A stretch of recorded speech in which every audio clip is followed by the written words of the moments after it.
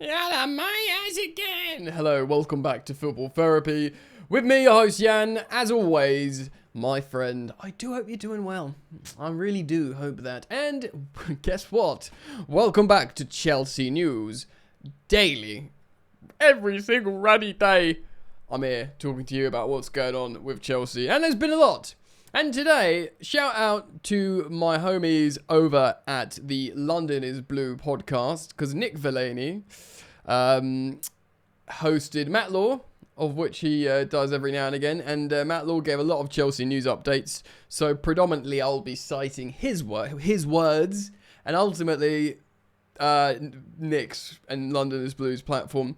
They are friends of mine. They're a great podcast. Go check them out. I hop on every now and again when they have me.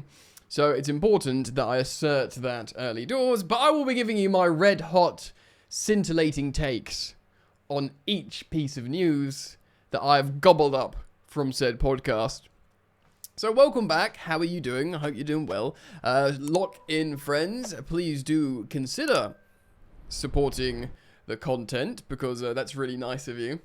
We are on the road to 200,000 subs, I suppose. So if you dig it, man, let me know. Like and subscribe. That would be very nice. And let's get into it. All right then. So there's plenty of stuff to talk about today. Let's start off with one that was confusing people, that Mr. Law cleared up with Mammadus. Of course, we bought him. There was a lot of hype around the young centre-back we got from Strasbourg that we bought from our sister club, only to loan him back and utilise a loan spot, which got a lot of Chelsea fans asking questions like, why have we done that? But actually, and unsurprisingly, it was the plan all along, because Mammadus is a highly rated centre-back. How much did we buy him for? 10, 11, 12 million? He was playing really well. He's a young player primed to have yet another good season, which would massively, in theory, increase his value. And of course, he'd be playing in the Conference League, a European competition. And regardless to what deals Chelsea and Strasbourg can give each other, they're of course subject to evaluations of fair market value. So you can't basically, Chelsea can't sell themselves Strasbourg's best player for like a couple of million and, buy a poor player for loads of money and put loads of money in Strasbourg if they're in, financial fair play, safety, and yada, yada, yada. There's an independent external regulator that goes, is that fair? So by buying Mammadus at that point for whatever it was, 10 to 12 million, they go, yeah, fair enough, that's about right, knowing that his trajectory, he's going to cost a lot more. So if they left it another year, they might have to spend 25 million on him, even just another season later, for it to be considered a fair deal. And he could become that player now, and he's on Chelsea's books. He's a Chelsea player. Plus, there is the pitch that he benefited from meeting Maresca, meeting the Chelsea squad, having that big tournament experience in America, because they believe he could be part of Chelsea once he's had a little bit more time at Strasbourg. So there is method behind the madness, both financial and developmental as well. And I think that was interesting and important to reiterate. All right, mate. Let's keep this train going. Interesting one. Leipzig. RB Leipzig. A good German Bundesliga club that's great for developing young players. Maybe not the most popular club in German football.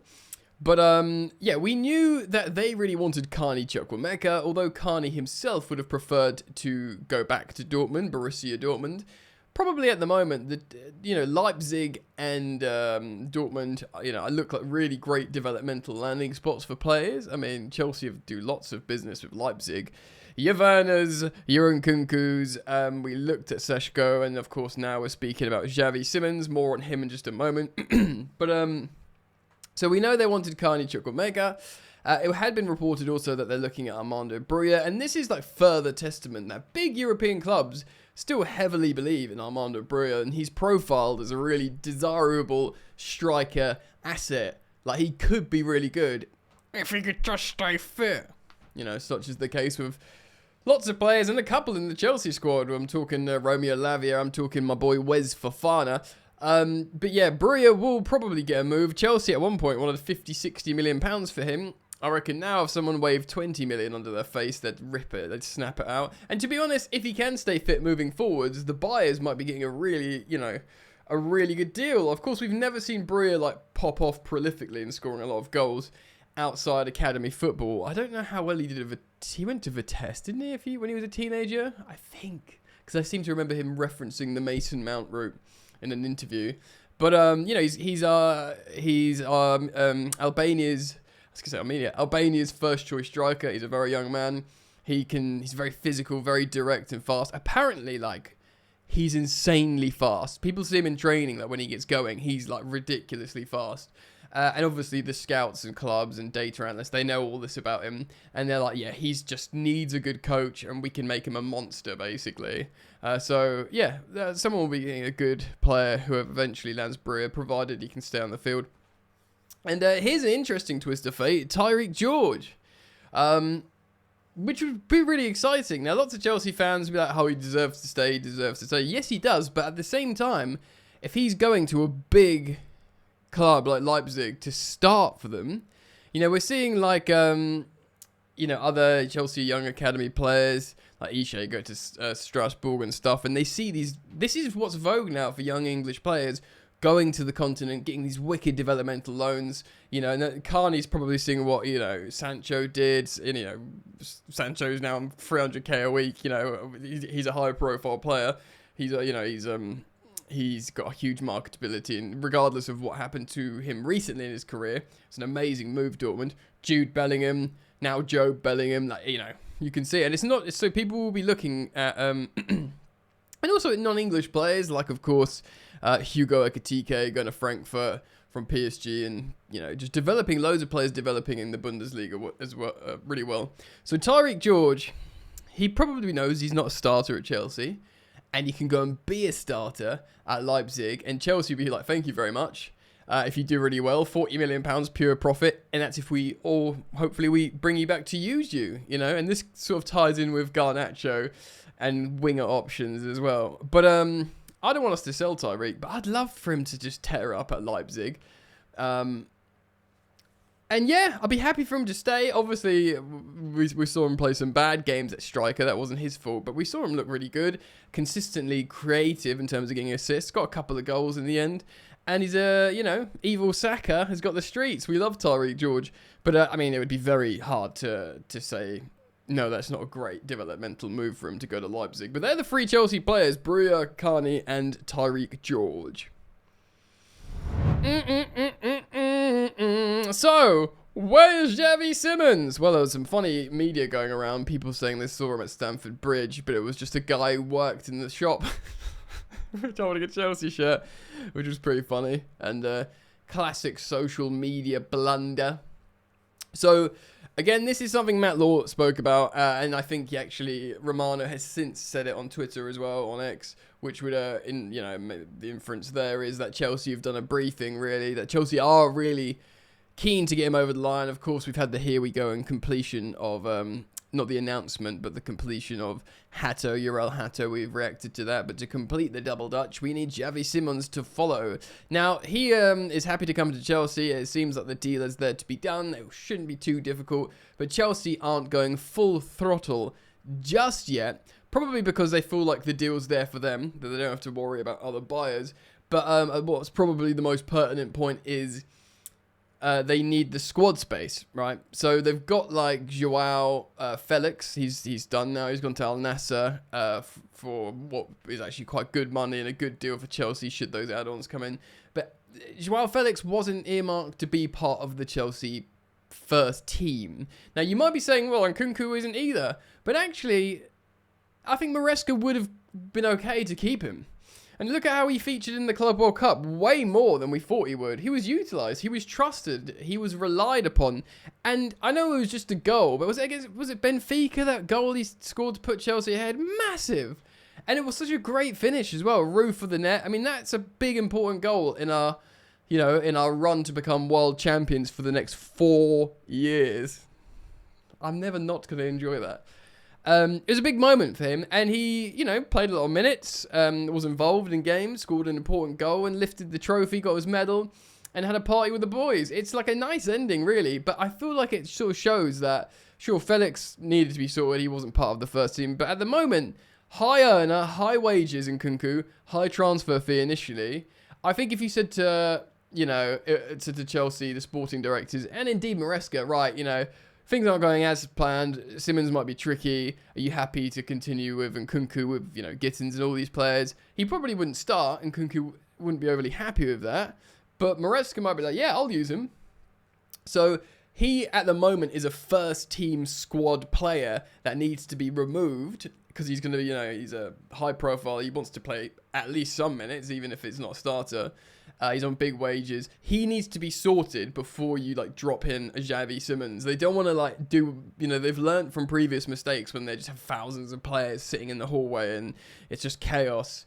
So it's sensible, really. It does seem like the Simmons deal will get done. They maybe in Nkunku, they're obviously Morgan Rogers, Gibbs White from Forest. If he did go for a lot of money, they would have looked at maybe Nkunku. Could you have convinced Nkunku to go there and play either Conference or Europa League football? They still don't know what's going to happen with the Palace Forest thing. But yeah, he probably would love the idea to go to Bayern Munich. Probably be a great landing spot for him. I think they were interested in him. Well, they were interested in him for a long time, and that's even before Musiala was ruled out for half the season. So I do wonder if they will come back in. But essentially, it kind of, I don't know if they're wholly directly linked in Nkunku and Simmons, but that's a kind of example of why they've not been full throttle on Simmons, whereas Hato, they were like, yeah, just get it done, we need him, especially with Ishe going to Strasbourg as well. We just had nothing at the left back role. So interesting. Now, if Tyreek George goes, so let's say if Nkunku goes somewhere, Xavi Simmons gets sewn up, done, and if Tyreek George goes to a Leipzig or goes to get a really good developmental high profile loan, I think it means we're going to sign Garnacho. Let's talk about it. It's a thing, bro. It's a real thing. It's not speculation. Chelsea really want to sign Garnacho, and I guess unsurprisingly, Garnacho really wants to join Chelsea. And by the way, he has got high-profile suitors. Napoli were really interested. Other Champions League teams in Europe, but I think he wants to stay in the Premier League and he wants to play in the Champions League. And, of course, he's got the links to Enzo Fernandez, Chelsea's vice-captain. I think he wants to come to Chelsea. And Chelsea are really keen. We've heard that from everywhere now. They were really keen in January because they thought they could have Man United over a barrel for a player with huge promise. But as the time has gone on, they've become increasingly keen for two reasons. One is they've done extensive background checks on him. Of course, loads of Chelsea fans are waving red flags, going attitude problem. But he was, Chelsea have done loads of background checks. This is what they've briefed to Matt Law and indeed probably a couple of other journalists. And they said they're happy with what's come back. They're happy with, how he trains. They look at Man United and look at perhaps it's not the most fertile ground for keeping players happy and training well. Of course, we've seen the examples of Rashford when he was at Aston Villa. They loved him there. He trained really well. Obviously, they didn't get Champions League. They couldn't afford to keep him. He's gone to Barcelona, so clearly they're happy with how he trains and behaves. But Real Betis loved Anthony. They wanted to sign him. They just didn't have the money, but he trained really well. He had humility there, and he was an amazingly effective player on the pitch. And Chelsea tried to sign Jadon Sancho. They just, couldn't agree on wages. He was a great citizen at Chelsea. He trained really well. He contributed, double digits for assists and a few goals, including scoring in a final. He was happy to be this rotational option. Again, showed humility, trained really hard, did a nice goodbye message and said thank you for making me feel at home. All these loan destinations for these Man United loanees were yeah, great players, nothing wrong with them. So Chelsea will be looking at that, and they'll be looking at their own individual background checks from probably teammates of Garnacho, and they're like, yeah, we can deal with that. We haven't got huge concerns about him, and we want him. So that is one. And two is, as it gets later in the day, they just feel like there's an amazing deal to be had there because he is a high ceiling player. Say what you want about him. And, if you said to me, Jan, do you want to sign Garnacho? I'll probably say no. But would you say, do you think he could be a success at Chelsea? I'd probably say yes. I'm starting to, I know it's not a sexy and cool Vogue thing to say, but I am starting to trust the project at Chelsea more and more. you know. And yeah, the second point really I was going to make is money. Because Man United, you know, they looked at like, you know, maybe an element of star quality with Garnacho. You know, he's a little bit flashy, scores the overhead kick. He's trying to be like Cristiano Ronaldo. He's not like a quiet, passive character. He's like a big personality. And he's got some really good, unique metrics in Premier League. And they're thinking, yeah, well, the market is £70 million. 70 million for Garnacho, please. And there's murmurs that he might be available for 30 million. I mean, even if it's 40 million, like Chelsea start at 30 million, Chelsea would look at 40 million as an absolute bargain for Alejandro Garnacho for the amount of appearance he's got at top level football already in his career. So they will see that and they'll be like, that's an amazing deal. He wants Chelsea. Chelsea want Garnacho. And if Tyreek George does go, it leaves only Jamie Gittins as a conventional starting left-sided player. You could have Gittins as a starter, Garnacho as a rotational option. And of course, we've seen both higher profile and, dare I say, better players. Well, not dare I say, better players in Pedro Neto and, of course, Palmer. Right-sided players predominantly. Play on the left in different hybrid systems. So it's not like you'll be lacking quality for players that can start on the left. And Gittins, you know, could be excellent if you look at his data. Garnacho to Chelsea. Right, finally, I want to speak about Nico Jackson because there's talk about Juventus as well. Finally, me citing the final bit from Matt Law, giving me that sweet, juicy content. Yeah, they've been trying to get rid of Dusan Vlahovic for a long, long time. They're trying to sign Kolo Muani, but they might not sign Kolo Muani, but they might sign him and still want to buy another striker because they finally get Vlahovic out the door. And there's interest for Nicolas Jackson. Now, Serie A clubs often don't spend a lot of money unless you're called Juventus. Juventus do and have historically spent money. You know, they've bought big expensive players, given them big high wages. You know, Cristiano Ronaldo and other, like, you know, the talent. They were doing the Bayern Munich for a while when they, like, you know, Higuain scores loads of goals for Napoli. He goes to Juventus for a lot of money. Like, they do spend a lot of money. Now, of course, there's also speculation that though Chelsea might be saying 70 million, 80 million pounds to Premier League rivals, if you can sell him out of the Premier League because they do believe he's good, that's why they're quoting a lot of money, then they'll be like, well, he's not going to bite us so much if he's playing for Juventus. So, yeah, you can have him for 55 million pounds, you know, nearly doubling our money on him because we're not going to start him. Very, very interesting that Juventus are seen as an option alongside the likes of Newcastle, who, you know, if Man United get Benjamin Sesko and Liverpool do just muscle Isak out of Newcastle, they'll have to buy Jackson because he's a good Premier League striker and they'll have the money to buy him because there's not that many options.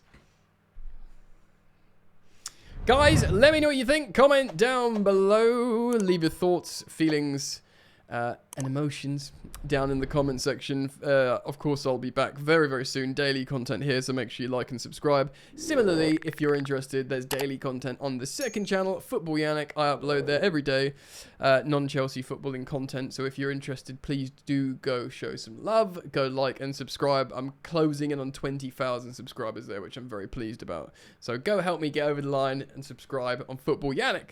All right, friends, enjoy the football. I'll see you soon. Peace.